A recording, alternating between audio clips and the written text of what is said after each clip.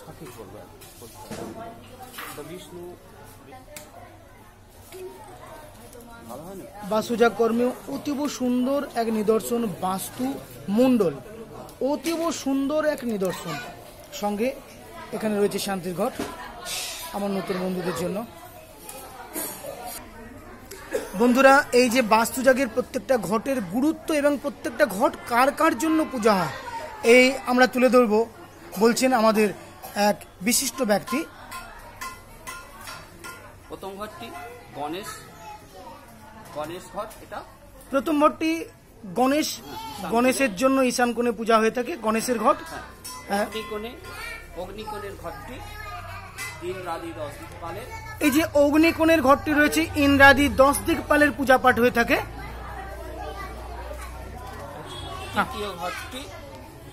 তৃতীয় ঘরটি নৈঋত কোণে বিষ্ণু সহ আদিত্য আদি নবগ্রহে।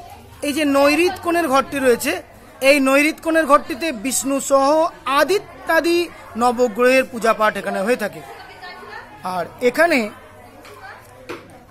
চতুর্থ ঘর, এই চতুর্থ ঘরটিতে পূজা হয়ে থাকে।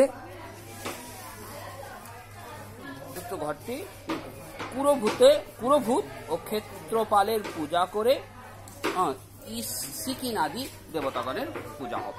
এখানে চতুর্থ ঘরটিতে ক্রুরভূত এবং ক্ষেত্রপালের পূজা করে সিকিন নাদির পূজা পাঠ হয়ে থাকে। আর মধ্যস্থলে রয়েছেন বিশেষ ঘট ব্রহ্মার পূজা, এখানে হয়ে থাকে ব্রহ্মার পূজা।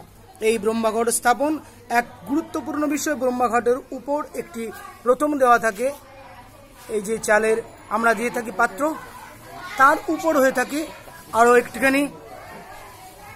আরো একটি ঘট বা কমণ্ডলু, ব্রহ্মার জন্য কমণ্ডলু। এই কমণ্ডলুর উপরে দেওয়া থাকে আমাদের শশীষ ডাব। ব্রহ্মার জন্য বিশেষ করে এখানে দেওয়া হয় আরো এক গুরুত্বপূর্ণ বিষয়,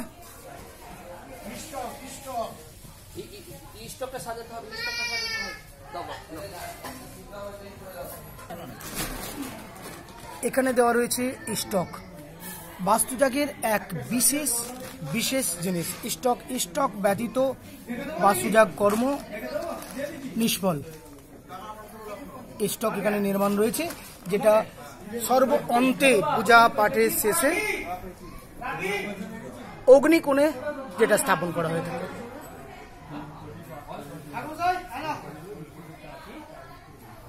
এখানে হোমের বেদি রয়েছে, আমাদের ব্রাহ্মণগণ সকলে জোগাড়ে ব্যস্ত।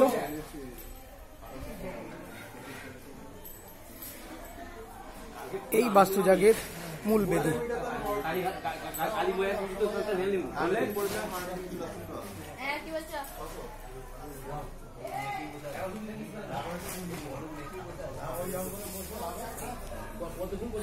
বাস্তুজাগের বেদি নির্মাণে এক বিশেষ জিনিস, এখানে ঘটগুলো রয়েছে বসানো, চতুর্দ্বার,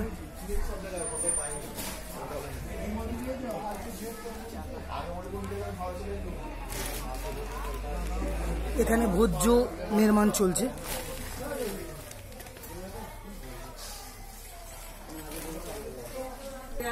সঙ্গে এখানে ধ্বজা, এই যে ধ্বজা দেওয়া হবে, ধ্বজা নির্মাণ চলছে। আর এখানে হয়েছে দেবী দুর্গার ঘট স্থাপন হয়েছে, দেবী দুর্গার বিশেষ পূজার নিমিত্তে। চেদিরাজ এক গুরুত্বপূর্ণ, এখানে চেদিরাজ পূর্ণ নির্মাণ এখনো হয়ে ওঠেনি, এখানে চেদিরাজের পূজাও হয়ে থাকবে। তো বন্ধুরা, এক বাস্তুজাগের অনবদ্য গুরুত্বপূর্ণ তথ্য তুলে ধরলাম আমাদের পূজার প্রাককালে আমার নতুন বন্ধুদের জন্য।